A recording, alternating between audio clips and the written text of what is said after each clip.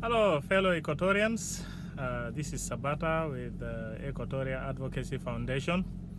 I'm the Director for Resource Mobilization and Project Management. Today, I would like to talk to you about what you should expect during the transitional period of the revitalized RCs.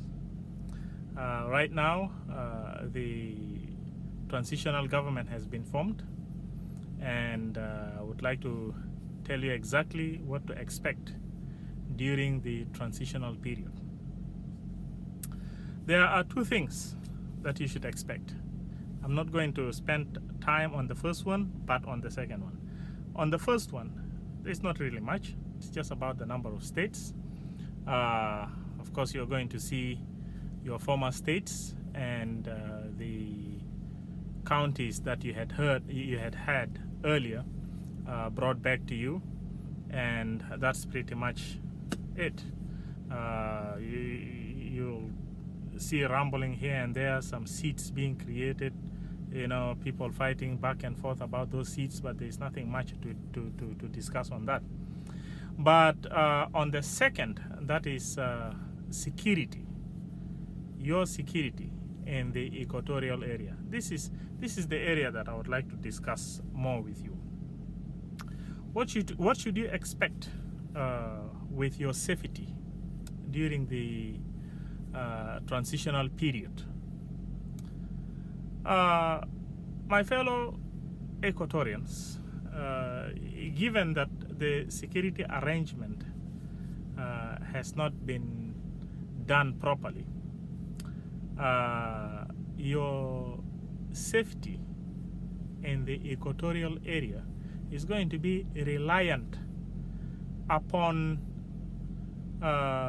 security personnel who are tribalist and not well trained with good ethics. I would like to clarify to you that right now in the cantonments, you don't have many people who are from Equatoria cantoned that will be deployed next tomorrow during the transitional period. It is pretty much the forces of the IO who are predominantly Nuer who are going to be graduated, and they are going to join the predominantly Dinka people who are already in the military sector currently. And so basically the constitution of the military sector in South Sudan is going to predominantly be Dinka and Nuer, okay? And there will be only very few Equatorians. And I will bet you that the very few Equatorians who are going to be in the military sector are going to be deployed out of equatorial area. I know that for fact, because I understand how that politics work. They are going to be deployed out of equatorial area. And of course, the Nuer are not going to waste their time.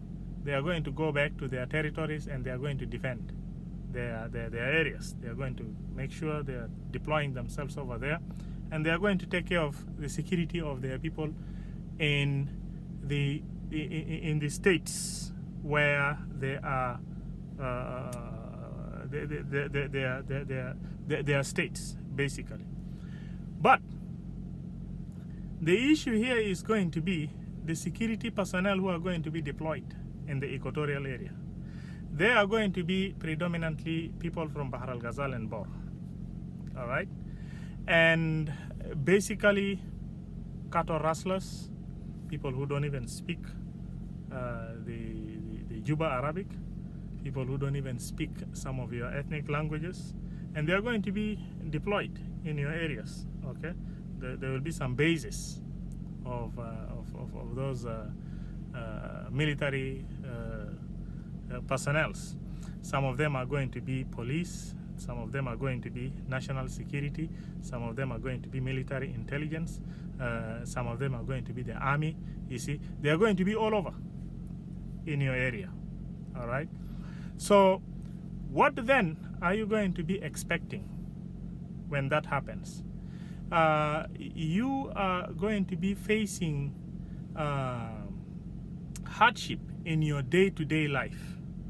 That is, if you find yourself outdoors during late hours when it's dark and you come across the security guys, they will definitely be beating you up. They will be slapping you back and forth, make you sit down, humiliate you, kick you, you see.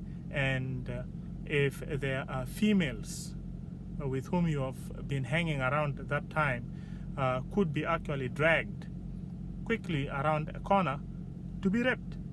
Those things could happen. Those things could happen to you Equatorians. Why? Because you are going to be the soft target during this transitional period that we are yet to experience. You are going to be the soft target because such kind of behaviors cannot be done to the people of Nuer, because they are fighters. They will fight back, and this peace deal will collapse eventually. Okay, and it cannot be done to people who are Dinga by tribe, because all they would do is just, you know, speak the language and they will be freed because they have institutional advantage. And you guys know very well that we are tribalists. But it's going to be you, the Equatorians, who are going to be the soft targets within your own area, within the equatorial territory. All right? There are going to be cases of ladies being attacked in their houses, looted, sometimes raped, or even killed if they fight back. By unknown gunmen, and of course we all know who the unknown gunmen are. They are not really unknown. They are basically security personnel who are doing these kind of things, especially those who are not patrolling. We are going to also see cases of Equatorians losing their lives as they try to fight to get their lands that were confiscated by people from areas like people from areas like Bahar al-Ghazal, for example. Now, if there are Equatorians who are trying to fight their lands back through courts or all this, there could be situations where those kind of people will be eliminated out by unknown gunmen, who are, of course, these military guys. Okay, so basically, the safety of the people of Equatoria, I'm talking to you guys, brothers and sisters, my fellow Equatorians, your safety is going to be reliant upon people who are not your brothers and sisters and are tribalists and don't value your life. You can imagine that. And now if you are an Equatorian who is already inside there in Juba or in South Sudan or around the area of Equatoria region, there is not much that you can do. Just be careful. But I think there is something that Equatorians in diaspora can do to basically confront that challenge that our fellow brothers and sisters in the equatorial area are going to face during the transitional period. What we could do in diaspora is we could come together, bring our voice together, all right? We bring our voice together in one block, all right? And then we rally behind Soma, okay? And speak to Soma very loudly that, look, Soma, we know that you have the opportunity to go and carry the voice that during this transitional period, the separation between the federal government and the state, local governments, should be implemented during this transitional period. And this is the only thing that will save lives of our Equatorians down there. And SOMA will be able to do it because SOMA at this point they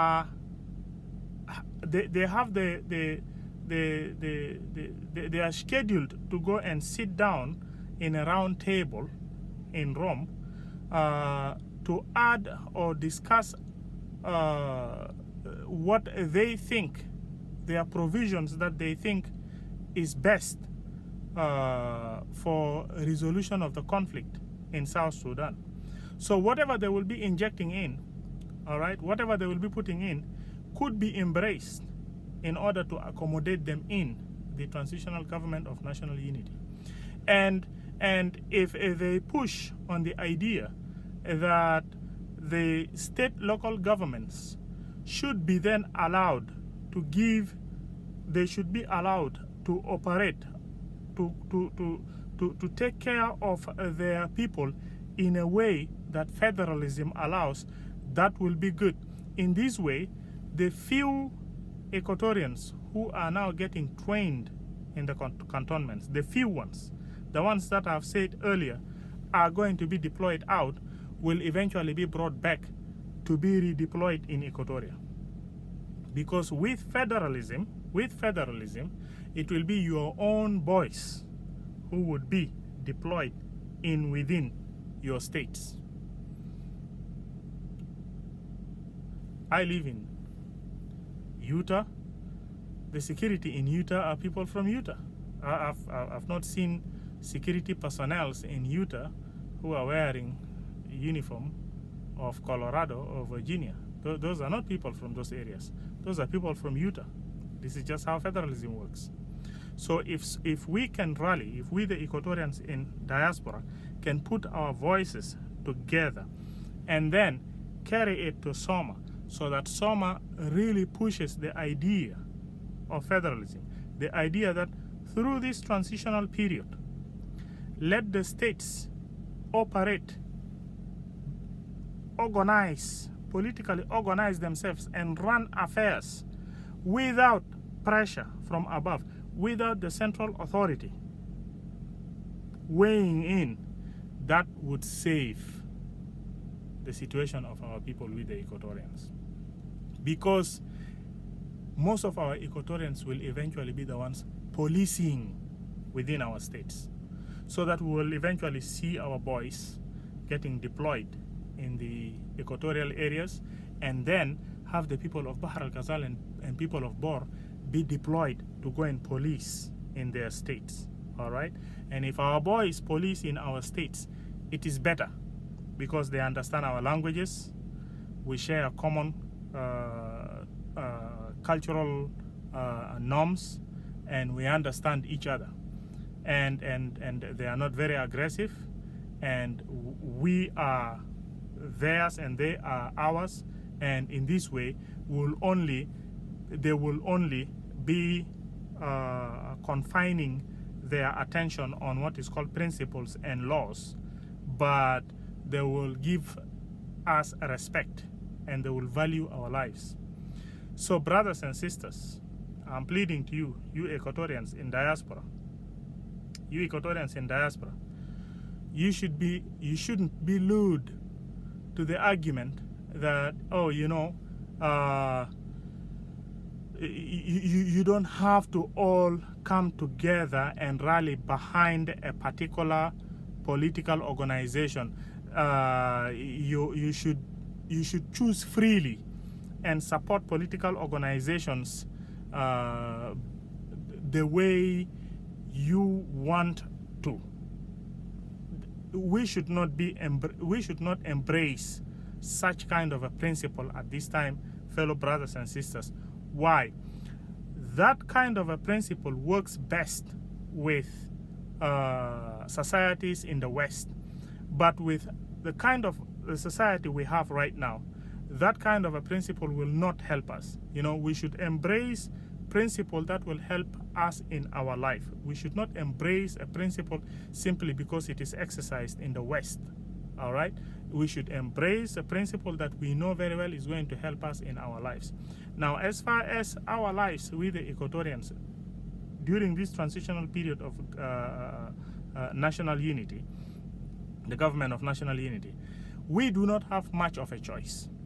We don't have much choice. We are going to be the soft targets.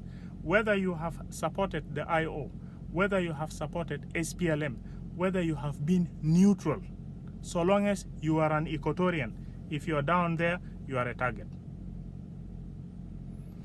If you had supported IO, if you had supported SPLM, you are not going to be wearing a t-shirt that says IO, SPLM, or even when you had been neutral all this time, you are not going to be wearing a t-shirt that says neutral all this time. So long as you are an Equatorian, you are a soft target. So if that is the case then, then we have no choice but to all come together. When you're inside there, you don't have much choice, because if you kind of try to do what we want to do outside here, you could get hurt, because soon you're going to see the security personnel roaming around. But we in diaspora, we can always do something, and it's going to be summer. Believe me, there's nothing other than that. If you want to continue talking online the same way I'm doing, that is fine. If you want to type a lot online, that is fine. Write out articles and all that, that is fine. But besides that, we should basically get hold of the Soma leaders and talk to them and call them in what is called our own workshops or seminars, and talk to them and really get them to understand where we are coming from, and get them to understand that it's going to be with federalism that everybody in South Sudan, including we also in the Equatorians, I'm talking to you guys in the Equatorians, including we, can be able to live free without pressure from above. And I want you guys to take this message seriously. I hope this message will resonate with you. Thank you very much for your time, brothers and sisters. Until we meet again in another session, enjoy your time, and it's too early to start celebrating peace at this time. All right? Thank you very much. God bless you.